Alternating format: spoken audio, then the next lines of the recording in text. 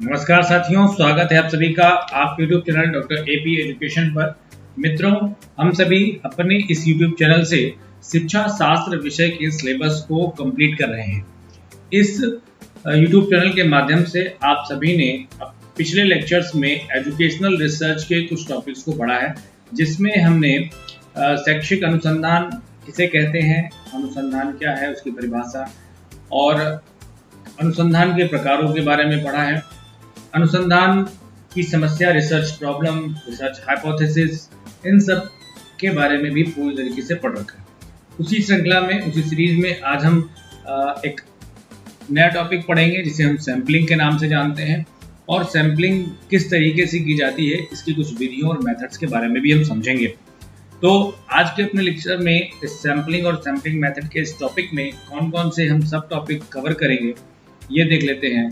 तो सबसे पहले हम आज समझेंगे मीनिंग ऑफ सैम्पलिंग। आखिर सैम्पलिंग का मतलब होता क्या है और सैम्पलिंग आखिर हम क्यों करते हैं, हमारा उद्देश्य क्या होता है सैम्पलिंग करने का, जबकि हमें तो समग्र का अध्ययन करना होता है। फिर भी हम समग्र की जगह पर हम सैंपल ही क्यों लेते हैं और सैंपल के बेस पर कोई अपना टॉपिक का जो कंक्लूजन है वो क्यों निकालते हैं। तो आखिर हम सैम्पलिंग करते क्यों, और सैम्पलिंग करने के फायदे क्या है, एडवांटेज ऑफ सैम्पलिंग भी हम देखेंगे। और सैम्पलिंग करते वक्त हमें किन बातों का ध्यान रखना चाहिए, important feature of appropriate sampling.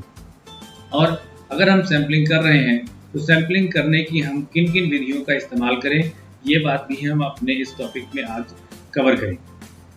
तो लेक्चर को आप पूरा देखिए और समझने का प्रयास करिए। मैं प्रयास करूंगा सैम्पलिंग से संबंधित जितने भी प्रश्न बन सकते हैं और उससे संबंधित जो कॉन्सेप्ट है वो आपका पूरी तरीके से क्लियर हो जाए। चलिए देखते हैं, लेक्चर स्टार्ट करें। उससे 30 सेकंड में मैं आपको इस बुक के बारे में बता देता हूँ। शिक्षा शास्त्र समग्र अध्ययन के नाम से एक बुक पब्लिश है, इसमें आप यदि पीजीटी एजुकेशन की तैयारी कर रहे हैं, अगर आप पीजीटी एजुकेशन की तैयारी कर रहे हैं तो आपके लिए एकदम रामबाण बुक है। ये एकदम टारगेट पे लगने वाला निशान है। ये बुक आपके सिलेक्शन में बहुत अधिक भूमिका निभा सकती है। काफ़ी सारे टॉपिक इसमें कवर किए गए हैं। नेट की अगर आप तैयारी कर रहे हो तो ये बुक आपके लिए एक बेस बुक का काम करेगी। नेट के अगर आप तैयारी कर रहे हो तो ये बुक आपके लिए एक बेस बुक का काम करेगी। साथ के साथ ये असिस्टेंट प्रोफेसर, जीडीसी, जीआईसी, इन सभी एग्ज़ाम और बाकायदा कई जो आपके पीजी लेवल पे जो कोर्सेज हैं उसमें भी ये बुक आपके काम में आने वाली है, जिसमें आपका फिलॉसफी भी है, साइकोलॉजी भी है, एजुकेशनल मेजरमेंट है, स्टैटिक्स है, समावेशी शिक्षा है, आपका टीचिंग शिक्षण अभिक्षमता है और लर्निंग के कॉन्सेप्ट हैं। सारी चीज़ें इसमें लगभग मोस्टली टॉपिक इसमें कवर किए गए हैं। और शिक्षा शास्त्र के जो बेसिक टॉपिक होते हैं, शिक्षा का अर्थ, परिभाषा, ये और इसके लोकतंत्र, संस्कृति, समाजशास्त्र, शैक्षिक समाजशास्त्र के भी टॉपिक इसमें कवर किए गए हैं। तो ये बुक आपके लिए एक अच्छा स्टडी मटेरियल है, जिसे आपको लेना चाहिए। जो भी इसका प्राइस है वो एकदम वर्दी है, आपके काम में आएगा। चलिए आज के अपने लेक्चर को हम देखते हैं।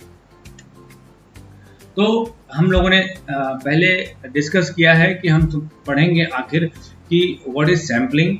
सैम्पलिंग के मीनिंग को समझने का प्रयास करेंगे। मीनिंग ऑफ सैम्पलिंग देखेंगे तो होता क्या है सैम्पलिंग, इसकी मीनिंग को आज समझने का प्रयास करेंगे। तो कहा जाता है हिंदी में सैम्पलिंग को हम न्यादर्श या प्रतिदर्श कहते हैं। और प्रतिदर्श कहा गया है। समष्टि का मतलब क्या होता है, समष्टि माने हमारी जनसंख्या। अभी इस सभी शब्दों को हम क्लियर करेंगे।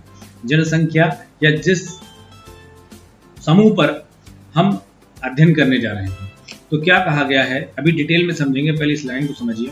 प्रतिदर्श समष्टि का वह अंश है जो अपनी समष्टि यानी अपनी जनसंख्या की समस्त विशेषताओं का स्पष्ट प्रतिबिंब है। A sample is a small proportion of the population that is selected for observation and analysis. By observing the characteristic of sample, one can make certain inference about characteristic of the population from which it was drawn. ठीक है, तो आपने क्या कहा कि जो sample है वो संपूर्ण का आप कह सकते हो ऐसे कि संपूर्ण का कुछ हिस्सा है, इस कुछ हिस्से में अपने संपूर्ण समष्टि के लगभग समस्त गुण समाहित होते हैं। चलिए आप थोड़ी देर का समय दीजिए और आपको पूरा टॉपिक एक बार हम लोग समझते हैं, उसके बाद अंदर के कंटेंट को पढ़ना प्रारंभ करें। तो आपने जब रिसर्च पढ़ना शुरू किया था, जब मैंने आपको रिसर्च पढ़ाया था, तो रिसर्च के दौरान कुछ बातें हमारे सामने आई कि सबसे पहले कोई भी अनुसंधान या रिसर्च करते वक्त, रिसर्च हम करते किस लिए हैं, तो कहा गया नवीन ज्ञान के सृजन, या फिर हमको क्या करना होता है, हमें नवीन ज्ञान का सृजन करना होता है, या फिर हमें वर्तमान ज्ञान का परिमार्जन करना, या फिर क्या होता है वर्तमान ज्ञान का। धैर्य से इसको जरा समझिएगा, पूरी बात आपके दिमाग में बैठ जाए। आखिर सैंपलिंग होती क्या, करते क्यों है, और आखिर हमारा उद्देश्य क्या हुआ। तो रिसर्च किया, रिसर्च करते वक्त इस नवीन ज्ञान के सृजन और वर्तमान ज्ञान के परिमार्जन के लिए कुछ स्टेप हमें फॉलो करने पड़ते हैं, यानी हमें रिसर्च के प्रोसेस में कुछ स्टेप फॉलो करने होते हैं। आप सभी जानते हो कि सबसे पहले हमारे पास कोई टॉपिक होता है, सबसे पहले हमारे पास कोई टॉपिक होता है जिसे हम क्या बोलते हैं, जिसे हम प्रॉब्लम के नाम से जानते हैं, जिसे हम क्या कहते हैं, जिसे हम फॉर्मेशन या सिलेक्शन ऑफ प्रॉब्लम कहते हैं। अब इस समस्या के हम कुछ संभावित समाधान निकाल देते हैं, प्रोबेबल आंसर निकाल लेते हैं, जिसे हम हाइपोथेसिस कहते हैं, जिसे हमने क्या नाम दिया, जिसे हमने हाइपोथेसिस का नाम दिया। ये हमारे प्रोबेबल आंसर होते हैं, संभावित समाधान होते हैं। इन्हीं संभावित समाधानों के आधार पर हम अपनी क्या बनाते हैं, हम अपनी रिसर्च डिजाइन बनाते हैं। क्या बनाते हैं, थोड़ा धैर्यपूर्वक समझिए। इसी आधार पर अपनी रिसर्च डिजाइन बनाते हैं, और रिसर्च डिजाइन बनाने में हम सारी चीजें तय कर लेते हैं कि हमारा सैम्पलिंग कैसा रहेगा, हम कौन से सैम्पलिंग यूज, हमारा सैंपल साइज क्या रहेगा, सैम्पलिंग मेथड कौन सा होगा, और कौन सी हम डेटा एनालिसिस हम इसमें लगाने वाले हैं। तो अब विषय ये आया कि यहाँ पर हम करेंगे सैम्पलिंग। क्या करने वाले हैं, हम सैम्पलिंग करने वाले हैं। चौथे स्टेप पर हम सैम्पलिंग करते हैं। आखिर क्यों करते हैं, मान लीजिए आपका टॉपिक है, जैसे मैं अभी किसी रिसर्च प्रोजेक्ट पर काम कर रहा था, तो उसमें है इम्पैक्ट ऑफ, जैसे मान लीजिए कोई टॉपिक है impact of social media, impact of social media on adolescent behaviour with reference to Indian value, with reference to Indian values। ठीक है, तो इसमें हमने क्या किया है, एडोलसेंट के पर सोशल मीडिया के प्रभाव का अध्ययन करना जा रहे हैं और भारतीय मूल्यों के संदर्भ में। तो एडोलसेंट में हमने यहाँ पर किशोर लिए हैं, और किशोर किस आयु के लिए हैं, तो फिलहाल हमने जो क्लास 11 में पढ़ने वाले बच्चे हैं, कक्षा 11 में पढ़ने वाले बच्चे हैं, उनको हमने अपना किशोर यानी अपना टारगेट ग्रुप माना। तो अब सैम्पलिंग आखिर हमें करना क्या है, तो करते क्या है, तो अगर हम एडोलसेंट की बात करें तो हमारे पूरे वर्ल्ड में एडोलसेंट होंगे, है कि नहीं है, पूरे वर्ल्ड में एडोलसेंट होंगे। ठीक है, अगर हम जिनकी संख्या कितनी होगी आप अंदाजा लगा सकते हैं। अगर हम इसे और छोटा करें तो हम अपने इंडिया लेवल पे आए, तो वहां पर हम एडोलसेंट की बात करें तो वो भी क्या आपकी क्षमता में है कि आप भारत के सभी किशोरों का अध्ययन कर सकते हैं। आप इसे और छोटा करिए, आप स्टेट लेवल पे आइए, आप स्टेट लेवल पे आ रहे हैं, और स्टेट लेवल पर भी आने के बाद आपको कहना है कि हम स्टेट लेवल के यानी किसी प्रदेश के समस्त कक्षा 11 के छात्रों पर हम सोशल मीडिया के प्रभाव का अध्ययन करने वाले हैं। तो क्या संभव है हमारे उत्तर प्रदेश की जनसंख्या के आधार पर आप प्रत्येक बालक का अध्ययन कर सकते हैं? कर सकते हैं, लंबा समय लगेगा, लेकिन ऐसा बहुत ज़्यादा समय लगने पर जिस बात का आप अध्ययन आज कर रहे हैं और रिजल्ट आपने 10-15 साल बाद अगर दिया है तो वो उससे संबंधित नहीं रहेगा। तो इसीलिए हम क्या करते हैं, अगर हमें स्टेट का अध्ययन करना है तो स्टेट के हम कुछ डिस्ट्रिक्ट्स का 3 to 5 डिस्ट्रिक्ट्स का हम क्या करते हैं, अब ये संख्या हमारे पास लाखों में है, संख्या हमारे पास लाखों में है। इस लाखों की संख्या को हम हजारों में नहीं, हम 1000 में नहीं, हम इसको 100 में लाते हैं। ठीक है, लगभग हम कितना अध्ययन कर लेंगे, हम 500 बच्चों का अध्ययन कर लेंगे, क्योंकि इतना अधिक संख्या में हमें अध्ययन करना संभव नहीं है। इसीलिए हमारी क्षमता नहीं है, उतनी हमारी ताकत नहीं, उतना हमारे पास श्रम नहीं है, हमारे पास उतना पैसा नहीं है कि हम एक एक जिले में जाएं और उस जिले में चलने वाले सभी इंटरमीडिएट कॉलेजेस में जा करके उन बच्चों का अध्ययन कर सकें, जिससे हमें बहुत समय लगेगा, बहुत पैसा लगेगा, वो हमारी क्षमता में नहीं है। इसीलिए हम क्या करते हैं, हम रैंडम सैम्पलिंग करके, हम कुछ अपने सैम्पलिंग का तरीका अपना करके कुछ इस प्रकार से हम चुनाव करते हैं, जिससे लगभग तो सभी स्टेट का प्रतिनिधित्व हो जाए। स्टेट के कुछ, जैसे मान लीजिए स्टेट कुछ मंडलों में विभाजित है अगर, तो हम प्रत्येक मंडल का एक जिला ले लें, ये भी हम कर सकते हैं। और अगर हम वो भी नहीं कर पा रहे हैं तो हम उसको 4 या 5 क्षेत्रों में विभाजित करके वहाँ के कुछ डिस्ट्रिक्ट्स का हम सिलेक्शन कर लेते हैं, और इन्हीं 500 के आधार पर हम जो प्रदेश में लगभग लाखों की संख्या में किशोर हैं उन पर अपना अध्ययन करेंगे। तो बात आपको समझ में आ गई होगी, क्योंकि हम लार्ज ग्रुप, लेकिन अब दूसरी बात क्या होती है कि ये जो हमने लाखों की संख्या से युवाओं का चुनाव किया है, वो इन पर जो भी रिजल्ट आएगा वो हमारा किससे संबंधित हम मानेंगे, वो हम इन पर मान लेंगे कि हाँ, ये संपूर्ण जनसंख्या का प्रतिनिधित्व कर रहे हैं, और यही लगभग सभी की समस्या है। ठीक है, तो क्लियर बात हो गई आखिर सैम्पलिंग हमने क्यों किया और सैम्पलिंग में किस प्रकार से अपनी समष्टि। अब यहाँ पर ध्यान देना होगा कि आखिर जनसंख्या या पॉपुलेशन होगा क्या। तो पॉपुलेशन आपके वर्ल्ड या फिर कहीं पर भी आप जो आपका अध्ययन है स्टेट है, तो आपकी नॉर्मल जनसंख्या नहीं, जो नॉर्मल पॉपुलेशन है वो आपकी पॉपुलेशन नहीं है। आपके टॉपिक में कौन सा आपने टारगेट ग्रुप लिया है, उस टारगेट ग्रुप को हम उसकी पॉपुलेशन कहेंगे।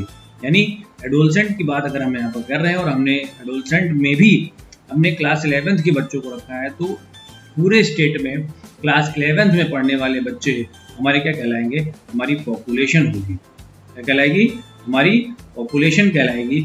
और इसी पॉपुलेशन में से हम कुछ स्टूडेंट्स का चुनाव करेंगे, उसको हम क्या बोलेंगे, उसको हम यहाँ पर सैंपल कहेंगे। आई थिंक आपको बात पूरी तरीके से समझ में आ चुकी होगी। अब चलिए हम टॉपिक को पढ़ते हैं। तो पीवी युंग साहब कहते हैं, परिभाषा इंपॉर्टेंट है। ठीक है, पीवी युंग ने क्या कहा है कि एक सैंपल जो है, एक प्रतिदर्श जो है, एक सैंपल जो है, वो अपने समस्त समूह का, सभी समूहों का क्या है, एक मिनिएचर होता है, एक लघु चित्र होता है। A sample is a miniature picture of its entire group. किसकी परिभाषा है, ये पीवी यंग की परिभाषा। अब आपने देखा था कि रिसर्च जो यहाँ पर सारी बातें लिखी हुई है कि अनुसंधान कार्य जो है वो सिर्फ हम इंफॉर्मेशन कलेक्शन के लिए ही नहीं करते, बल्कि ये एक ऐसी प्रक्रिया है जिसमें हम आंकड़ों का जो संकलन और विश्लेषण कर रहे हैं, उस आंकड़ों के संकलन और विश्लेषण के द्वारा हम क्या करना चाहते हैं, नवीन तथ्यों और सिद्धांतों को प्रतिपादित करना चाहते हैं, जिससे हमारे ज्ञान भंडार में वृद्धि हो। और उस ज्ञान भंडार में वृद्धि करने के लिए हम किस विधि का प्रयोग कर रहे हैं, तो हम वैज्ञानिक विधि का प्रयोग कर रहे हैं। सैम्पलिंग हम क्यों कर रहे हैं, ये बात हमने बताई कि अनुसंधान हम सिर्फ इंफॉर्मेशन कलेक्शन के लिए नहीं कर रहे हैं, बल्कि इंफॉर्मेशन का जो कलेक्शन है उस पर हम वैज्ञानिक विधियों का प्रयोग करके उसको हम इस प्रकार से एनालिसिस करते हैं जिससे हम नवीन तथ्यों और सिद्धांतों का निर्माण कर सकें। अब यहाँ से प्रश्न बनता है आपका, यहाँ से आपका क्वेश्चन अराइज होता है कि बड़े समूह को, बात आ गई यहाँ पर, बड़े समूह को यानी जो टोटल एडोलसेंट था हमारा, बड़े समूह को अध्ययन की, इसकी अध्ययन की जनसंख्या अथवा समष्टि कहते हैं या समग्र कहते हैं। ठीक है, या फिर इसे हम पॉपुलेशन नाम देंगे, या फिर हम इसे क्या नाम देंगे, या फिर हम इसे यूनिवर्स कहते हैं। जबकि जो आपने छांटा था, जो आपने ग्रुप छांटा था, तो छांटे गए समूह को हमने क्या नाम दिया है, हमने प्रतिदर्श कहा है, या फिर हमने निरादर्श या सैंपल का नाम दे रखा है। ठीक है। तो हमारे पास टोटल स्टेट के, अगर हम स्टेट वाइज अध्ययन कर रहे हैं तो टोटल स्टेट के जो एडोलसेंट हैं वो हमारी पॉपुलेशन है, और उसमें से हमने जो 500 या 1000 एडोलसेंट का सिलेक्शन किया वो हमारा क्या कहलाएगा, सैंपल कहलाता है। अभी यहाँ पर एक और क्वेश्चन हो गया। तो पहला क्वेश्चन, अनुसंधान की प्रक्रिया में बड़े समूह को अध्ययन का नाम दिया जाता है। तो बड़े समूह को अध्ययन की क्या बोलते हैं, जनसंख्या या समष्टि अथवा समग्र कहते हैं। बड़े समूह से छांटे गए समूह को क्या कहा जाता है, तो अनुसंधान की प्रक्रिया में बड़े समूह से छांटे गए समूह को हम न्यायादर्श या प्रतिदर्श कहते हैं। अब क्या होता है कि आज के समय में अधिकांश जो रिसर्च वर्क है वो मेथड ऑफ सैंपलिंग से ही संपन्न किए जा रहे हैं, क्योंकि इतना पॉसिबल नहीं है कि हम एक देखो, दो तरीके के होते हैं। तो सेंसस होता है, जनगणना होती है, जब तो हम एक एक व्यक्ति का अध्ययन करते हैं, वो सरकार कराती है, उसके बाद तमाम पैसा होता है, उसके पास बहुत सारे लोग होते हैं। लेकिन हमारी औकात नहीं है कि हम एक एक व्यक्ति पे, हमारे पास इतना स्टाफ नहीं है, हम कोई संस्था नहीं है। We are single man. आप एक पीएचडी कर रहे हैं, आप एक अकेले व्यक्ति हैं और आपको अध्ययन करना है, तो आप घर घर कहाँ जा पाएंगे। ठीक है, बात समझ में आ गई आपको।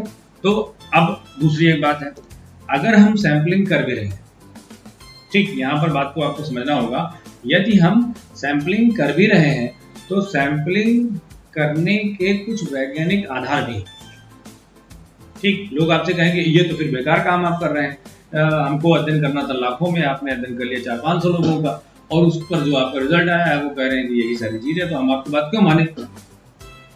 तो इसके पीछे के भी लॉजिक है और इसके भी कुछ साइंटिफिक रीजन बताए गए हैं। कौन कौन से आपके साइंटिफिक रीजन है वो देखते हैं। कहा गया है कि सैंपलिंग मेथड, प्रतिचयन विधि के वैज्ञानिक आधार की रचना सांख्यिकी के स्टैटिक्स के 2 प्रमुख नियमों के आधार पर की जाती है। पहला नियम है कि हम, कोई कहे आपसे कि क्यों करते हो, तो 2 नियम है इसके। पहला है सांख्यिकीय निरंतरता का नियम, और दूसरा है व्यापक संख्याओं की स्थिरता का नियम। ठीक है, सांख्यिकीय निरंतरता का नियम क्या कहता है, ये कहता है कि यदि एक व्यापक जनसंख्या, एक बड़ी जनसंख्या में से कुछ छोटी इकाइयों का चयन यदि हम रैंडम मेथड से करें, ऐसा अपनी सुविधा अनुसार ना करें, जो मिल जाए वो रैंडम मेथड से कर रहे हैं, तो इस प्रकार चयन की गई इकाइयां जो होती हैं वो संपूर्ण इकाइयों की विशेषताओं को क्या करती हैं, संपूर्ण जनसंख्या की विशेषताओं का क्या करती हैं,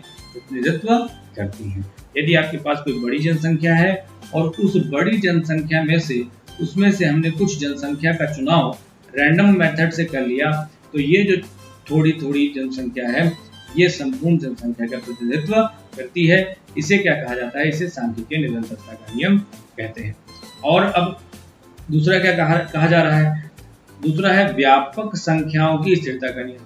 कहा गया कि जनसंख्या का जो स्वरूप है, अब आपका अध्ययन करने में आपको 1 साल 2 साल 3 साल लग गए, ठीक है, और उसके बाद किसी ने कहा अब आए हो तुम 3 साल बाद अपना अध्ययन लेकर के, तो किस काम का, तो आप कहेंगे भाई साहब सांख्यिकी का एक नियम है जो कहता है कि व्यापक संख्याओं में स्थिरता का नियम। तो व्यापक संख्या, अगर कोई जनसंख्या है और वह बहुत बड़ी जनसंख्या है, तो उसका जो स्वरूप है वो थोड़े समय में 2 4 5 साल में कोई उसमें परिवर्तन देखने को जल्दी नहीं मिलता है। समाज में एक बड़े जनसमूह में जो बदलाव है वो काफी समय के बाद होता है। इसलिए मेरे काम में भले साल भर का समय लग गया या 2 साल का समय लग गया, फिर भी यह जो मेरा कार्य है ये संपूर्ण कार्य का प्रतिनिधित्व या संपूर्ण जनसंख्या का प्रतिनिधित्व कर रहा है। इतनी बात आपको समझ में आ गई, ठीक है। यानी अभी तक हमने क्या पढ़ा, अभी तक हमने मीनिंग ऑफ सैंपलिंग पढ़ा और आखिर सैंपलिंग करने के पीछे के तर्क क्या हैं, क्या वैज्ञानिक आधार हैं, इनको हमने देखा। सैंपलिंग का मेथड क्या है, सैंपलिंग किसे कहते हैं कि अगर हम एक बड़े पॉपुलेशन में से कुछ संख्याओं का या कुछ इकाइयों का चयन हम कर लेते हैं तो इस प्रक्रिया को हम सैंपलिंग मेथड कहते हैं। जैसे आप एक बोरी गेहूं खरीदने जा रहे हैं तो आप क्या करते हैं, एक मुट्ठी गेहूं उस बोरी में से एक मुट्ठी गेहूं निकालते हैं और उतने गेहूं को चेक कर लेते हैं और आप कह देते हैं हाँ ठीक है, पूरी बोरी आप मुझे दे दीजिए। अब या तो आपके पास फुर्सत हो तो पूरी बोरी का गेहूं गिरवाइए और एक एक बैठ के बीनिए। नियम तो ये कहता है, अच्छी बात तो यही है, अच्छा सौदा तो यही होगा कि आप एक एक बैठ के एक एक गेहूं एक एक बीनिए और जो गड़बड़ हो उसको बाहर करिए। अब इतने सत्तारी अगर आप हैं तो आप ऐसा काम करिए, अगर आपके पास इतना टाइम नहीं है तो आप भैया एक मुट्ठी गेहूं लो और पूरी का सौदा कर लो और आगे बढ़ो। बात समझ में आ गई आपको? ऐसे ही काम हम सैंपलिंग मेथड में करते हैं। हमारे पास समय नहीं होता कि हम संपूर्ण जनसंख्या के एक एक व्यक्ति का अध्ययन करें, इसीलिए हम संपूर्ण जनसंख्या में से कुछ लोगों का चयन कर लेते हैं और हम जान लेते हैं ये सब एक ही थाली के चट्टे बट्टे हैं और इन पर जो रिजल्ट आया है यही लगभग सभी पर आता होगा, ऐसा हम अनुमान मान लेते हैं। और सांख्यिकी तो अनुमानों का विज्ञान है ही है और सामाजिक अध्ययनों में कोई भी बात 100% सत्य नहीं होती, ये बात भी हम जान चुके हैं। चलिए आगे बढ़े। इस प्रकार प्रतिदर्श के आधार पर संबंधित जो पॉपुलेशन है उसका विश्वसनीय अध्ययन पर्याप्त मात्रा में उपयुक्त और वैज्ञानिक कहा जाता है। अगर हम सैंपलिंग करते हैं तो भी कोई प्रॉब्लम होने वाली नहीं। क्लियर? अब फटाफट कुछ सैद्धांतिक बातों को देख लेते हैं। तो एम ऑफ सैंपलिंग, सैंपलिंग करने का हमारा उद्देश्य क्या है, कोई लक्ष्य क्या है कि हमने कहा कि जो हमारी टोटल पॉपुलेशन है उस टोटल पॉपुलेशन पे हमें कुछ गिनी चुनी इकाइयों का ही अध्ययन करना पड़ता है। अब इसका उद्देश्य ये भी है कि हमारा जो कम समय में हमें रिजल्ट हमें मिल जाता है, कम पैसे में हमें बढ़िया इंफॉर्मेशन, आवश्यक सूचनाएं मिल जाती हैं और हमें जो सैंपलिंग वेरिएशन है, सैंपलिंग में जो गलतियां होती हैं, अलग अलग जो होता है उसको भी हम कम कर सकते हैं और हमारा जो निष्कर्ष है, जो हमारा कंक्लूजन है, उसमें परिशुद्धता और यथार्थता के स्तर को भी हम स्थापित कर सकते हैं सैंपलिंग, अच्छी सैंपलिंग मेथड का यूज करके। क्लियर है? इतनी बात आपको समझ में आ गई? पैसा बचाने के लिए, समय बचाने के लिए, जल्दी रिजल्ट लेने के लिए, इन सभी के लिए हम सैंपलिंग करते हैं। ये हमारा उद्देश्य सैंपलिंग करने का होता है। अब इससे फायदा क्या हो जाता है? तो डेमिंग साहब डमडमाडम क्या कह रहे हैं इसको देखते हैं।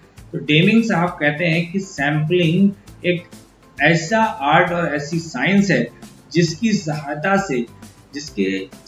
से उपयोग में लाने वाले आंकड़ों की विश्वसनीयता पर प्रोबेबिलिटी प्रिंसिपल द्वारा नियंत्रण रखा जाता है।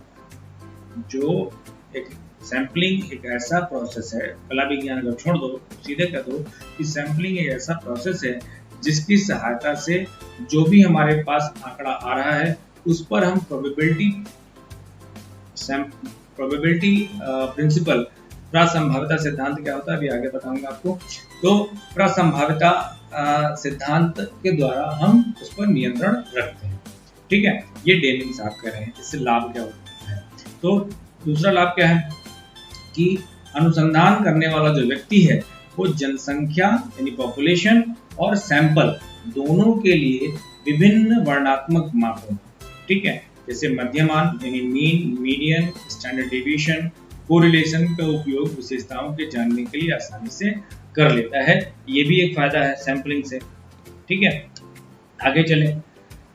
फिर क्या होता है कि व्यवहार, ये सब चीजें तो होती है, पर व्यवहार में केवल प्रतिदर्श के लिए ही हम क्या करते हैं कि जो हमारा पूरा जनसंख्या और प्रतिदर्श दोनों के लिए हमें इन मापों का प्रयोग करना चाहिए, लेकिन जनसंख्या और प्रतिदर्श की जगह पर हम सिर्फ इसका प्रयोग करते हैं, न्यादर्श के लिए ही इन सब का प्रयोग करते हैं। जो हमारी वर्णात्मक मापें पीछे दी गई हैं, जो सैंपल लाया है उसी पर हम ये सभी अपनी वर्णात्मक मापें लगाते हैं। इसीलिए यहाँ पर एक बात कही जाती है जो नेट के एग्जाम में क्वेश्चन पूछा जा चुका है और यहाँ पर ध्यान रखिएगा।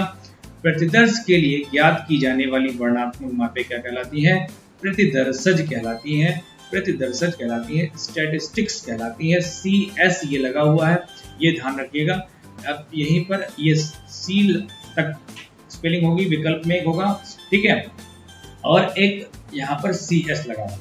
तो आपको ध्यान रखना है कि स्टैटिस्टिक्स है यानी CS लगा होगा, वही उत्तर आपका सही होगा। प्रतिदर्श के लिए ज्ञात की जाने वाली वर्णात्मक मापें क्या कहलाती हैं? तो हिंदी में तो प्रतिदर्शज कहलाती हैं, इंग्लिश में इसे हम स्टैटिस्टिक्स कहते हैं। और अगर हम देखो अभी पहली लाइन में आपने क्या कहा था कि हम जनसंख्या यानी क्या है बड़ा समूह, जनसंख्या और सैंपल दोनों के लिए ही वर्णनात्मक मापों का प्रयोग करते हैं। तो जब आप सैंपल के लिए वर्णनात्मक मापों का प्रयोग कर रहे हो तो इसे हम क्या बोलेंगे, इसे हम प्रतिदर्शज या हमने क्या नाम दिया इसको स्टैटिस्टिक्स कह दिया। ठीक, तो ये हो गया। करते ज्यादातर किसका प्रयोग है, हम इसी का प्रयोग करते हैं सैंपल का। लेकिन अगर हम दोनों का प्रयोग कर रहे हैं तो इसके लिए हमने प्रतिदर्शज का नाम दिया है। और अगर हम समग्र समूह के अध्ययन के लिए कोई वर्णनात्मक मापों का प्रयोग करते हैं, ठीक है, यानी समग्र समूह या समष्टि या पॉपुलेशन के लिए अगर हम वर्णनात्मक मापों का प्रयोग करते हैं तो इसको हम क्या बोलते हैं, इसको हम पैरामीटर बोलते हैं। ये बहुत इंपॉर्टेंट क्वेश्चन है, काफी बार पूछा जा चुका है। इसको क्या बोलते हैं, जब समग्र समूह के लिए हम वर्णनात्मक मापों का प्रयोग करेंगे तो वो हमारा पैरामीटर कहलाएगा, और जब हम सैंपल के लिए वर्णनात्मक मापों का प्रयोग करते हैं तो उसे हम प्रतिदर्शज या फिर हम स्टैटिस्टिक्स कहते हैं। इसे हम हिंदी में प्राचल कहते हैं या पैरामीटर कहते हैं। इतनी बात आपको शायद समझ में आ चुकी होगी। तो क्या लाभ है इससे, हमें समय, श्रम आदि के साथ साथ और भी अनेक लाभ हैं। सबसे पहला तो हमें इकोनॉमी ऑफ टाइम, समय की बचत होती है, शीघ्रता से हमें इसके रिजल्ट प्राप्त हो जाते हैं और इससे हमें समय कम लगता है। ऐसा भी मैंने बताया कि धन कम लगता है, और सबसे अच्छी बात जो है कि बहुत बड़ा लार्ज ग्रुप होगा तो गेहूं बीनते थक जाओगे। एक पूरी बोरी के एक गेहूं बीनोगे तब तो मैं तो बहुत फ्री आदमी हूँ, कोई बात नहीं है। तो आप क्या करेंगे, फिर ऊब जाएंगे तो छोड़ देंगे, बोर हो जाएंगे। फिर अगर हमारे पास हमने एक ही मुट्ठी गेहूं लिया है तो हम एक एक गेहूं पूरा बीन सकते हैं। यानी कहा गया कि अगर हम सैंपल लेते हैं, अगर हम सैंपल ले रहे हैं तो सैंपल पे हमें गहन अध्ययन करना संभव अच्छा है। और ये काफी सरल है, सुगम भी होता है, और इससे हमें जो हमारे मान प्राप्त होते हैं वो हमारा काफी क्या होता है, इसमें हमें विश्वसनीयता, जो माप है उसमें विश्वसनीयता बनी रहती है। विश्वसनीयता क्या होती है ये सब मैंने आपको पहले से पढ़ा था, ठीक है। और इसके द्वारा इसका एक और लाभ ये है कि हमें प्रायोगिक अध्ययन में जो हमारे एक्सपेरिमेंटल स्टडीज हैं, एक्सपेरिमेंटल रिसर्च जो है, ठीक है, एक्सपेरिमेंटल जो हमारी स्टडी है उसके लिए हम बहुत अच्छा रहता है जब हम सैंपलिंग करते हैं, ठीक है। जैसे हमें कोई नई शिक्षण विधि का प्रयोग करना है तो उसमें टोटल क्लासरूम पर आपने कई बार देखा होगा कि सरकार कोई भी जब नई योजना लेकर आती है तो वो पूरे देश में वो नई योजना पूरी तरीके से लागू नहीं करती थी। वो योजना पहले पायलट प्रोजेक्ट के रूप में किसी एक स्टेट में या कुछ जिलों में वो संचालित करती है, ठीक है। तो एक हमारा जो एक्सपेरिमेंट है, ठीक, तो उस एक्सपेरिमेंट को करने के लिए भी सैंपल बहुत अच्छा रहता है, क्योंकि अगर मान लो फेल हो गया वो योजना तो वो संपूर्ण अगर हमने लागू कर दो तो बहुत पैसा और हमारा समय चला जाएगा। सैंपल पर हमने किया है तो वो अगर काम नहीं कर रही तो कोई बात नहीं, काम कर रही तो हम लागू कर देंगे, है ना। तो यही इसीलिए क्या लिखा है यहाँ पर, प्रायोगिक अध्ययन यानी एक्सपेरिमेंटल स्टडीज में भी सैंपलिंग पर ही उपयुक्त तरीका है, और इसके द्वारा अध्ययन में बोधगम्यता भी रहती है और संगणना यानी कैलकुलेशन, ठीक है, कैलकुलेशन द्वारा अध्ययन से काफी अधिक हमें बहुत कम कैलकुलेशन इसमें हमें करना पड़ता है। तो ये हमने अपना क्या देख लिया, ये हमने देख लिया कि आखिर सैंपलिंग के एडवांटेज ऑफ सैंपलिंग क्या है, एम ऑफ सैंपलिंग और एडवांटेज ऑफ सैंपलिंग को हमने पढ़ समझ लिया है। एम हमारा यही है कि हमारे पास पैसा कम बचे, हमारा समय बचे, ठीक है, और अधिक उपयुक्त रिजल्ट हमें प्राप्त हो सके। यही हमारा लाभ है। डेमिंग की परिभाषा हमने पढ़ ली है, और सबसे अच्छी बात है कि प्रायोगिक अध्ययनों में ये उपयुक्त होता है। क्या उपयुक्त होता है, सैंपलिंग करना, एक्सपेरिमेंटल स्टडी के। अब कोई भी आप जो सैंपल ले रहे हैं, जो क्या होता है कि छोटे छोटे वीडियो बनाना मुझे समझ नहीं आता। एक बार गाड़ी गरम तो पूरा स्टेशन पर छोड़कर ही आपको लौटेगा, ठीक है। तो टॉपिक को पूरी तरीके से खत्म करके तब हम लोग आगे चलेंगे, ठीक। और अगर आपके अंदर स्टेमिना नहीं है आधा घंटा 45 मिनट बैठने का, तो फिर आप हायर स्टडीज के लिए भी मजबूत नहीं हुए हैं। अभी आप 10-10, 15-15, 20 मिनट के वीडियो पढ़ने के आदी हैं, तो आप भी इंटर लेवल का माल है आपके लिए, ठीक है। तो चलिए आपके कंसंट्रेशन पावर थोड़ा सा और अच्छी बनी रहनी चाहिए। अभी तक मैंने आपको पढ़ा दिया है कि व्हाट इज सैम्पलिंग, सैम्पलिंग का मतलब क्या होता है, बात समझ में आ चुकी होगी आपको। सैम्पलिंग आखिर हम करते क्यों है, ये बात आपको समझ में आ गई होगी, और सैम्पलिंग से हमें क्या फायदा होता है ये भी बात आपको समझ में आ चुकी है। अब अगली बात हम पढ़ते हैं और कहते हैं कि आखिर सैम्पलिंग करते समय हमें किन बातों का ध्यान रखना चाहिए। मन मर्जी से कुछ भी हमें कुछ भी किसी को भी हमने चुन लिया है, ऐसा न करते हुए हमें कुछ बातों का ध्यान सैम्पलिंग में करना है। ऐसा नहीं है कि भैया कुछ भी हम इसको हम यूज कर लेंगे तो गड़बड़ हो जाएगा, है ना। इसलिए चलो हम देखते हैं कि इम्पोर्टेंट एलिमेंट्स क्या है एक अच्छे सैंपल के लिए। एक उत्तम प्रतिदर्श के निम्नलिखित तत्वों का होना आवश्यक है। सबसे पहला क्या है, प्रतिनिधित्वात्मक स्वरूप होना चाहिए। यानी जो सैंपल आपने लिया है वो ऐसा ना करिए कि आपने अगर जिस इलाके में आप रह रहे हो, इस स्टेट के आप किसी कोने में आप अगर है तो आपने अपने आसपास के ही डिस्ट्रिक्ट को आपने ले लिया, तो ऐसा ना करिए। आप प्रयास ये करिए कि जिस भी स्टेट को या जिस भी कंट्री का आपने टारगेट लिया है वो ऐसा आपका सिलेक्शन हो जाए कि हर जगह से कोई ना कोई कुछ लोग आ जाएं, जिससे टोटल स्टेट का क्या हो जाए, रिप्रेजेंटेशन हो जाए। और तभी तो आप कहेंगे कि जनसंख्या में समष्टि का संपूर्ण गुण निहित होता है। यही तो आपने पढ़ा था, ठीक है। और दूसरा क्या होता है, दूसरा एक आवश्यक बात क्या है, ये प्रोबेबिलिटी प्रिंसिपल पर आधारित होना चाहिए। अब प्रोबेबिलिटी प्रिंसिपल क्या होता है, ठीक है, प्रासंभावता। यानी प्रोबेबिलिटी सैंपलिंग ये होता है कि कोई भी, अब मान लीजिए कोई समष्टि है, कोई पॉपुलेशन है, उसमें 2000 लोग हैं, ठीक है, 2000 लोग हैं, और इसमें से आपको सिर्फ 100 लोगों को चुनना है। तो जो 2000 लोग यहाँ पर ऐसे बैठे हुए हैं, इनमें से किसी का भी चयन जो है किसी दूसरे के चयन को प्रभावित न करे, ठीक है, कि इनका चयन हो गया तो पक्का है इनका चयन नहीं होगा, ऐसा कुछ ना हो। एक व्यक्ति के चयन पर या एक व्यक्ति का चयन दूसरे व्यक्ति के चयन को किसी भी प्रकार से प्रभावित न करे। यानी समूह के प्रत्येक सदस्यों को चुने जाने की जो संभावना है वो लगभग सबकी बराबर या सेम होनी चाहिए।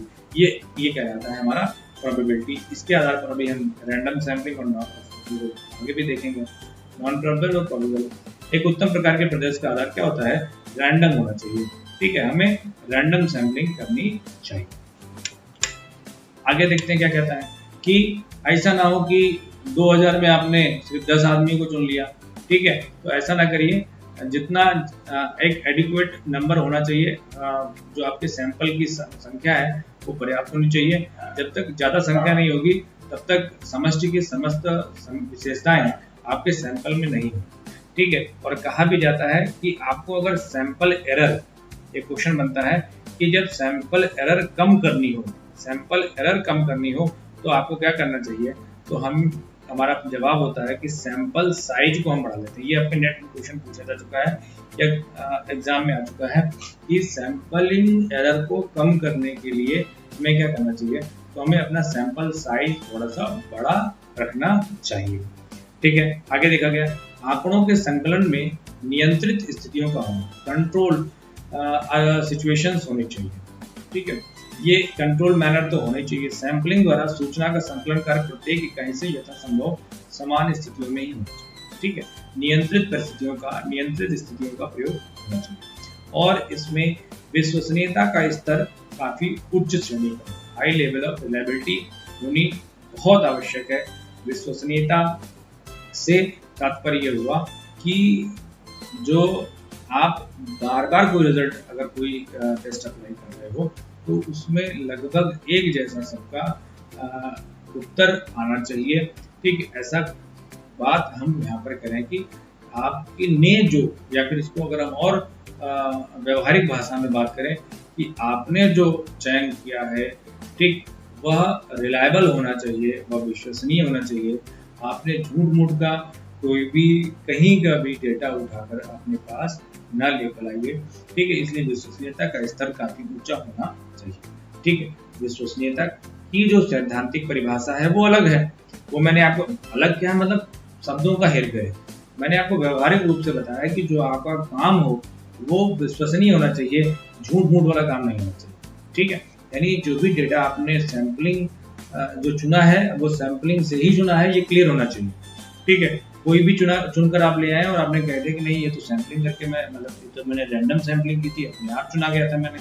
ठीक है, तो इस तरीके से आपके कार्य का जो सैंपल है, सैंपलिंग जो वर्क है आपका, वो काफी विश्वसनीय होना चाहिए। ठीक है, और इसमें समय, ठीक है, ये क्या लिखा है, समय व, ठीक है, धन का कम खर्च हो।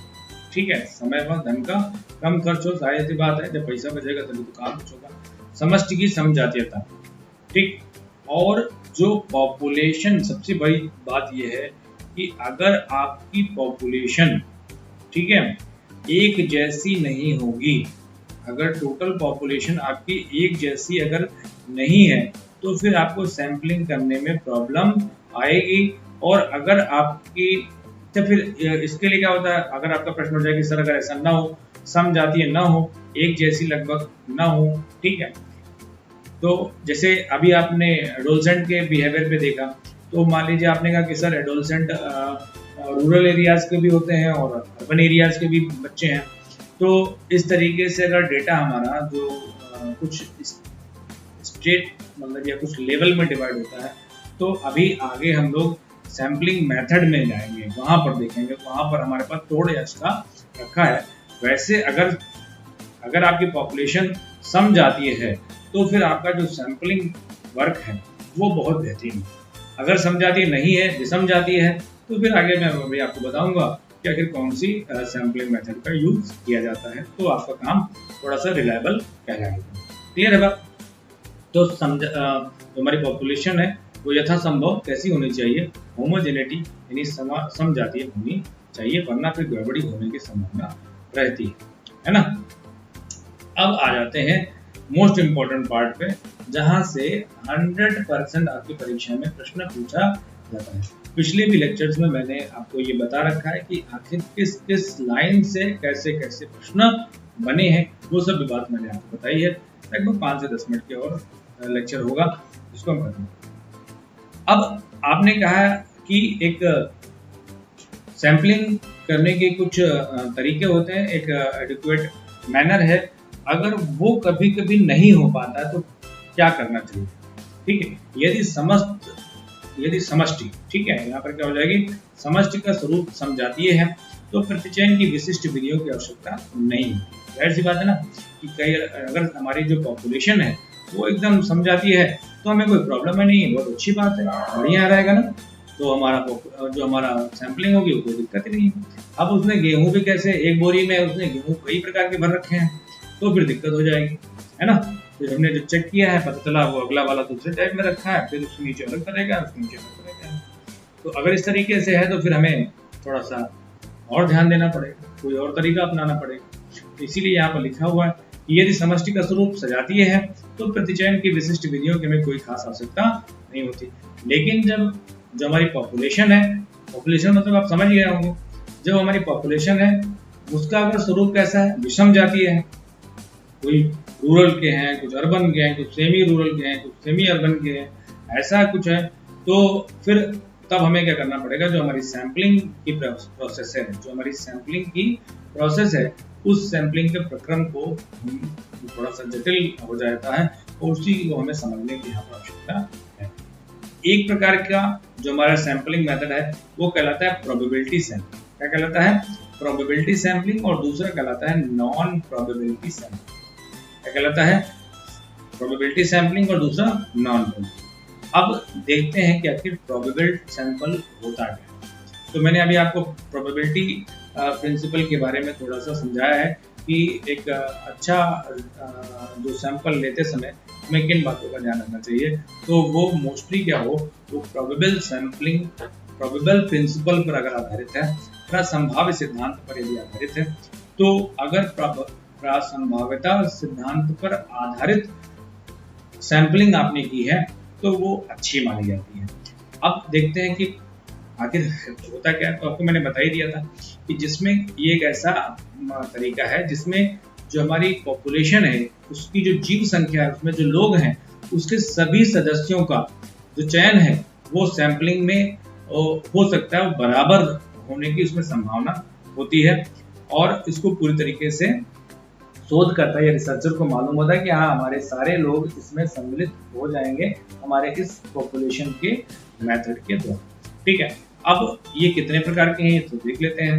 तो एक को कहा जाता है सिंपल रैंडम प्रोसेस। ठीक है, क्या करेंगे?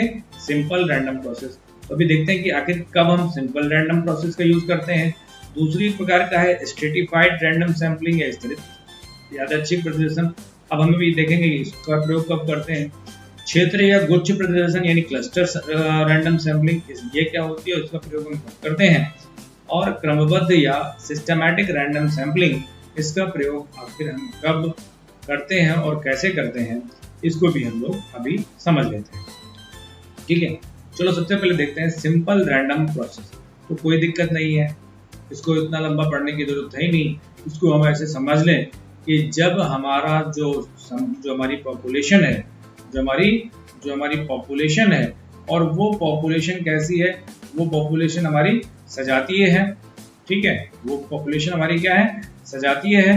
और इस सजातीय पॉपुलेशन में हमें अगर सैंपल का यूज करना है तो हम रैंडम मेथड का यूज करेंगे। इसका प्रयोग करेंगे यादृच्छिक। अब ये क्या होता है, यादृच्छिक क्या होता है? तो आपने क्या किया होगा, एक अगर मान लो एक व्हील टाइप का होता है। ठीक है, एक व्हील है और इसको आप घुमाते हैं।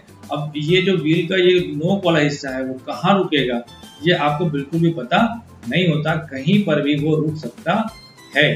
तो इसी तरीके से आपने लॉटरी सिस्टम का नाम सुना होगा। ठीक है, एक बाल्टी है और उसमें हमने सभी क्षेत्रों का नाम, यहाँ पर सभी जिलों का नाम, मान लीजिए 72 जिले, सब सारे जिलों का नाम हमने इसमें डाल दिया और हमें इसमें से 5 डिस्ट्रिक्ट को चुनना है। तो हम रैंडम तरीके से किसी भी एक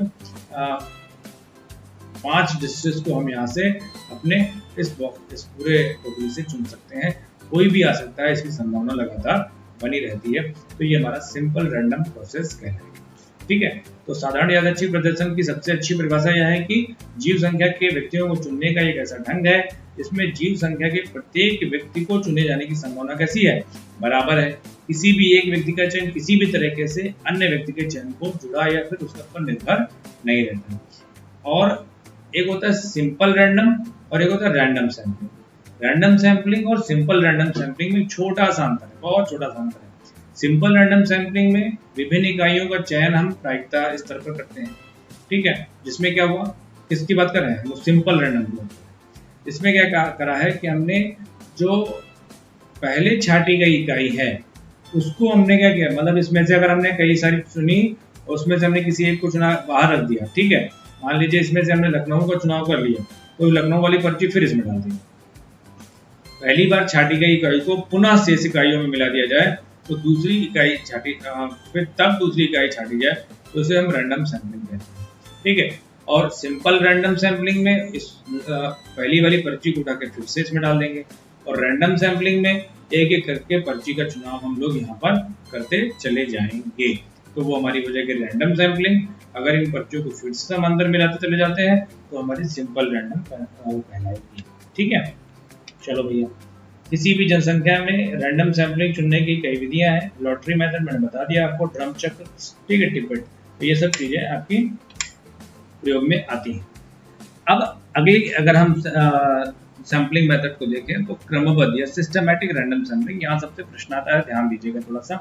ठीक है, क्रमबद्ध या सिस्टमैटिक सैंपलिंग कब की जाती है, जब सभी इकाइयों की एक व्यवस्थित सूची बनाई जाए। सूची बनाकर सभी इकाइयों को हम क्रम संख्याएं आवंटित कर देते हैं।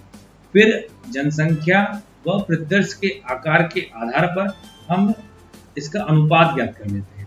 ठीक है, मान लीजिए हमने 100 हमारी पॉपुलेशन है और हमने यहाँ पर 10 का चुनाव किया हुआ सैंपलिंग। ठीक है, तो इसका हम अनुपात ज्ञात कर लेंगे और जो भी मान आएगा उसी आधार पर हम इसका चुनाव अगला करते चले जाएंगे। 10 का अनुपात अगर हमने लिया है तो हम अगली एक इकाई प्रथम के इकाइयों में से में से एक इकाई को लॉटरी या रैंडम मेथड से चुनते जाते हैं। फिर उसके बाद केवे अंतराल पर जितनी भी इकाइयाँ उपलब्ध होती हैं उसका हम चयन करते चले जाते हैं। खास बात यह है कि कैसी होनी चाहिए, एक बात यहाँ पर ध्यान रखना है, कैसी होनी चाहिए, कब हम करेंगे इसका, जब ये चीज़ कैसी हो, जब ये सजातीय हो, जब जनसंख्या का स्वरूप कैसा हो, जब जनसंख्या का स्वरूप कैसा हो, सजातीय हो, तभी हम क्रमबद्ध रैंडम सैंपलिंग का यूज कर पाएंगे। ठीक, अब दूसरा आ जाता है स्ट्रेटिफाइड, और पहला वाला भी और दूसरा वाला भी, सिंपल रैंडम प्रोसेस और सिस्टमैटिक रैंडम प्रोसेस, दोनों का प्रयोग हम तब करेंगे जब हमारी जनसंख्या कैसी हो, सजाती हो। ठीक है, अब स्ट्रेटिफाइड रैंडम सैंपलिंग का यूज कब हम करते हैं, इस विधि में जनसंख्या को कुछ स्तरों में बांटकर प्रत्येक स्तर में से हम इकाइयों का चयन रैंडम ढंग से कर लेते हैं। ठीक, पहली बात तो देखो ध्यान से समझो, जो हमारी स्ट्रेटिफाइड है वो क्या है, वो कैसी है, जब हमारा जो जनसंख्या का समूह है, जो जनसंख्या है वह सजातीय नहीं है, वह इस क्षेत्र में रहने वाले लोग कुछ और टाइप के हैं, इस क्षेत्र में रहने वाले लोग कुछ और टाइप के हैं, फिर इस क्षेत्र में रहने वाले कुछ लोग और टाइप के हैं।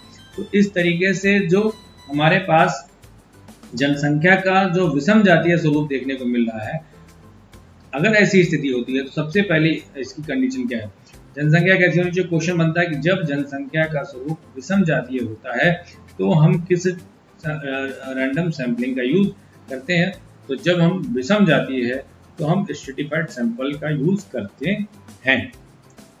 ठीक है, इन सभी स्तरों में से हम इसका चुनाव जो है वो करते चले जाते हैं रैंडम ढंग से। ठीक है, तो किस स्तर में कितनी इकाइयों का चयन किया जाएगा, इसमें हम इस बात का ध्यान रखते हैं। तो समान आवंटन या अनुपातिक आवंटन या अनुपातिक या अनुकूलतम आवंटन, इस सब बवाल में मत पड़ो, सीधे इतना बात ध्यान रखो कि स्ट्रेटिफाइड रैंडम सैंपलिंग में जनसंख्या को हम कुछ स्तरों में बांट करके उसके प्रत्येक स्तर में से हम कुछ इकाइयों का चयन रैंडम ढंग से कर लेते हैं। और ये तब किया जाता है जब हमारी जनसंख्या का साइज थोड़ा सा कम हो, ज़्यादा से बड़ी जनसंख्या होगी तो दूसरा हो जाएगा, साइज थोड़ा कम हो और जनसंख्या का स्वरूप विषम जातीय हो, तब हम स्ट्रेटिफाइड रैंडम सैंपलिंग का यूज करते हैं। ठीक है, अब आ जाते हैं क्षेत्र या गुच्छ प्रदर्शन, क्लस्टर रैंडम सैंपलिंग। अब इसके लिए सबसे बड़ी बात यह है कि ये भी कैसा होगा, विषम जातीय होगा। कैसा होगा, विषम जातीय होगा। विषम जातीय पहली बात बताई मैंने, तो सिस्टमैटिक, दूसरा सिस्टमैटिक स्ट्रेटिफाइड। ठीक, देखो जब सजातीय समजातीय हैं तो आपका सिंपल रैंडम है ना, और दूसरा सिस्टमैटिक रैंडम। और अगर विषम जातीय है तो दो आपके हो जाएंगे, एक स्ट्रेटिफाइड और दूसरा क्लस्टर। ठीक, बस स्ट्रेटिफाइड में जनसंख्या कैसी होनी चाहिए, छोटी होनी चाहिए। क्लस्टर में जनसंख्या कैसी होनी चाहिए, अधिक विस्तृत और व्यापक होनी चाहिए। ठीक है, यहाँ पर जनसंख्या हमारी कितनी है, काफी बड़ी मात्रा में है, और उस स्थिति में अध्ययन की दृष्टि से हम अपनी संपूर्ण समष्टि को कुछ क्लस्टर इकाइयों में विभाजित कर लेते हैं, और इन्हीं को हम पुंज या गुच्छ कहते हैं, जिसे हम क्लस्टर कहते हैं। ठीक है, अधिक शुद्धता, मित्रता और शुद्धता रहती है, और हम गहन अध्ययन करके अपनी जो अनुसंधान प्रक्रिया है उसको हम अच्छी तरीके से उपचारित कर लेते हैं। कर्लिंगर की परिभाषा अगर हम देखें तो क्लस्टर सैंपलिंग जिसका प्रयोग सर्वे में सर्वाधिक होता है। सर्वे में हम बड़ी संख्या की बड़ी मात्रा में कोई चीज़ का चुनाव करते हैं, इसीलिए जैसे चुनाव आता है, चुनाव के एग्जिट पोल आप लोगों ने देखे होंगे। ठीक, वो भी क्लस्टर सैंपलिंग करते हैं। इसकी इकाइयों या सेटों या उपसेटों का क्रमिक यादृच्छिक प्रतिदर्शन होता है। तो कर्लिंगर साहब कुछ भी कह रहे हो, इस बात का ध्यान रखिएगा, दो कीवर्ड याद रखिएगा। पहली बात तो जनसंख्या विषम जातीय हो, और दूसरा जनसंख्या की मात्रा कैसी हो, जनसंख्या बहुत बड़ी मात्रा में, जब हम बड़े समूह का अध्ययन कर रहे हो तो हम क्लस्टर सैंपलिंग का प्रयोग करेंगे। ठीक है, क्लियर है फंडा। तो सजातीय हैं तो आपकी सिंपल रैंडम और सिस्टमैटिक रैंडम, अगर आपकी विषम जातीय है और छोटी जनसंख्या है तो स्ट्रेटिफाइड, और अगर आपकी विषम जातीय है और बड़ी जनसंख्या है तो आपकी क्लस्टर सैंपलिंग। क्लियर फंडा, चलो आगे बढ़ो। अब आ जाती है हमारी non probable sampling, non probability sampling, जिसमें क्या होता है, जीव संख्या के प्रत्येक सदस्यों को शामिल करने की संभावना ज्ञात नहीं होती, और शोधकर्ता जो है वो अपने मूड के अनुसार, अपनी आवश्यकता के अनुसार, अपनी इच्छा के अनुसार क्या करता है, कुछ सदस्यों का चयन कर लेता है और कह देता है कि सैंपल का काम पूरा हो गया, हम तो चले परदेश। परदेसी हो गए, है ना। तो मतलब कहने का मतलब ये है कि अपने हिसाब से चुन लेता है कि इनको ले लो, इनको ले लो, इनको ले लो, काम खत्म, बॉल टेंशन लेने की जरूरत नहीं है। तो अब कॉलमैन तथा सेल्टिज व उनके सहयोगियों ने निम्नलिखित नॉन प्रोबेबिलिटी सैंपलिंग मेथड बताए हैं। एक सबसे इम्पोर्टेंट आपका बताया है कोटा, दूसरा इम्पोर्टेंट है आपका उद्देश्यपूर्ण प्रतिचयन, तीसरा हिमकंदुक, चौथा घनीभूत प्रासंगिक और संतृप्ति। ठीक, कुछ इसमें से हम लोग समझ लेते हैं। ठीक है, सबसे इम्पोर्टेंट वाला तो कोटा है। ये किसका भाई है? ये आपका, ये उसका भाई है। किसका? क्लस्टर का भाई है, छोटा चचेरा भाई समझ लो। ठीक है, ये क्लस्टर का चचेरा भाई है। बस अंतर इसमें ये है कि क्लस्टर में हम लोग रैंडम सैम्पलिंग करते हैं, प्रोबेबल में आता है, और कोटा वाला जो इनका चचेरा भाई है ये नॉन प्रोबेबल में आता है। ठीक है, और क्लस्टर वाला किस में आता है? क्लस्टर वाला आता है प्रोबेबल सैम्पलिंग। ठीक है, तो कोटा, इनका जो कोटा प्रतिचयन है वो नॉन प्रोबेबल सैम्पलिंग में आता है। पहली बात, ये क्वेश्चन भी आता है कि निम्नलिखित में से कौन सा अप्रचलित या अप्रसंभाव्य न्यादर्श चयन की प्रक्रिया में के अंतर्गत आता है। तो कोटा, क्लस्टर नहीं कोटा, ठीक है, गुच्छ नहीं कोटा। तो कोटा प्रतिचयन का एक प्रकार असंभावित प्रतिचयन का है। ये किससे मिलता जुलता है? स्ट्रेटिफाइड। ठीक है, किससे मिल रहा है? क्लस्टर और स्ट्रेटिफाइड से। ठीक है, क्लस्टर और स्ट्रेटिफाइड से मिलता जुलता है। खास बात क्या है? इसकी विशेषताओं के अनुकूल कई स्तरों में भी विभाजित है, उसकी पहचान कर लेते हैं। बस क्या करते हैं? आवश्यकता अनुसार और इच्छा अनुसार व्यक्तियों का चयन यहाँ पर कर लेते हैं, ना कि रैंडम मेथड से। ठीक है, तो ये आपको कोटा बात समझ में आ चुकी होगी। किससे मिलता जुलता है? तो ये आपका किससे मिल जुल रहा है? क्लस्टर से और स्ट्रेटिफाइड सैंपलिंग से मिलजुल। ठीक, अगला क्या है? हिमकंदुक या न्यादर्श या स्नोबॉल सैंपलिंग इसे बोलते हैं। स्नोबॉल कुल मिलाकर के ये एक सोशियोमेट्रिक मेथड है, सोशियोमेट्रिक का तरीका है। ठीक, क्या होता है इसमें? हिमकंदुक जो सैंपलिंग मेथड है ये नॉन प्रोबेबल सैंपलिंग है। पहली बात तो जिसमें हम किसी सीमित समूह या संगठन के सभी सदस्यों को अपने अपने दोस्तों, तो ये एक समूह, उसमें कहा कि तुम अपने भैया दोस्तों का नाम बताओ, तुम अपने दोस्तों का नाम बताओ, तुम अपने दोस्तों का नाम बताओ। ठीक है, ऐसे ही हम क्या कर लेते हैं, इनसे इनके दोस्त का नाम पूछ लिया, उनसे उनके दोस्त का नाम पूछ लिया, और इसी तरीके से एक चेन हमने बना ली और इसी में से हम लोगों का चयन कर लेते हैं। ठीक है, इस तरीके से शोधकर्ता के सामने दोस्तों का एक समूह उभर कर सामने आ जाता है, जिससे उसे समूह के पूर्व पैटर्न का ज्ञान हो जाता है। कुल मिलाकर के जो आपकी स्नोबॉल सैंपलिंग है ये मूलतः किससे संबंधित है? क्वेश्चन ये बनेगा आपका कि स्नोबॉल सैंपलिंग का संबंध है तो सोशियोमेट्रिक स्वरूप है। कैसा है? समाज मितीय स्वरूप। ठीक है, और कौन सी पढ़ने वाली बात है? हाँ, अगर इसमें से आप देखो तो इसमें से आपका उद्देश्यपूर्ण प्रतिचयन जो है, ठीक है, उद्देश्यपूर्ण प्रतिचयन जब हमारा मान लीजिए कोई एक हमारा टॉपिक या हमारा क्लियर है फंडा कि हमें इन्हीं काम से इस डेटा का यूज करना है। ठीक है, तो उद्देश्यपूर्ण, जैसे हम किसी का अध्ययन, किसी विशेष वर्ग का अध्ययन कर रहे हैं, किसी विशिष्ट जाति का अध्ययन कर रहे हैं, तो उस स्थिति में हमारा उद्देश्यपूर्ण सैंपलिंग हो जाती है। ठीक है, और ऐसे ही सारी चीज़ें प्रासंगिक हैं जो आपके कार्य से मिलता जुलता है, उसको हमने उठा लिया। तो इसी तरीके से हमारे पास हम लोगों ने अपने इस टॉपिक में जो इम्पोर्टेंट है उन सब चीज़ों को कवर कर लिया है। और इसमें हम लोगों ने आज पढ़ा है कि आखिर सैंपलिंग का क्या होता है। सैंपलिंग का होता है कि बड़े समूह से हम जब अध्ययन की दृष्टि से कुछ छोटी संख्या का चुनाव, छोटे समूह का चुनाव कर लेते हैं, तो दैट इज कॉल्ड सैंपलिंग। और sampling have all characteristic of their population, इसीलिए इसको क्या बोला गया है, इस सीरीज को हम मिनिएचर पिक्चर ऑफ पॉपुलेशन भी कहते हैं। पैसा कम लगे, समय कम लगे, जल्दी काम हो जाए, इसी उद्देश्य के लिए हम सैंपलिंग करते हैं। सैंपलिंग से हमें कई लाभ होते हैं। हमारा काम और गहन अध्ययन इस पर हो सकता है, एक्सपेरिमेंटल स्टडीज आसानी से इसमें हम कर सकते हैं। और आगे हमने देखा है कि किन बातों का ध्यान रखना चाहिए। हमें प्रोबेबल प्रिंसिपल का ध्यान रखना चाहिए। हमें ध्यान रखना चाहिए कि हमारे सैंपल का साइज बहुत छोटा ना हो। इन सब कुछ बातों का हमें ध्यान रखना चाहिए। सैंपलिंग मोस्टली कैसे होनी चाहिए, समझाती हो तो अच्छी बात होती है। अब हमने कुछ देख लिया कि कुछ जब हमारे पास आदर्श स्थिति ना हो तो क्या होता है, सैम्पलिंग करने की कुछ विधियाँ क्या हो। तो हमने पहली बात में कह दिया कि जब सजातीय है तो कोई दिक्कत ही नहीं है, और अगर सजातीय नहीं है तो हमें कुछ तरीके अपनाने पड़ते हैं। तो एक हमारा क्या होता है प्रोबेबल सैम्पलिंग, दूसरा non probable sampling. Probable sampling में हमारा systematic random sampling, stratified random sampling, cluster sampling. और हमारी नॉन प्रोबेबल में आपकी कौन कौन सी आ गई, आपकी कोटा आ गई, उद्देश्यपूर्ण आ गई, हिमबंधुक आ गई, घनीभूत आ गई, संतृप्ति आ गई। ये सारी चीजें आपके हो गई। आई होप आपको ये लेक्चर पूरी तरीके से समझ में आया होगा, आपके दिमाग में कॉन्सेप्ट बैठ चुका है, और अब आप इससे संबंधित प्रश्नों को हल करिए, आप जरूर उसको हल कर पाएंगे। ठीक है, धन्यवाद। भारत माता की।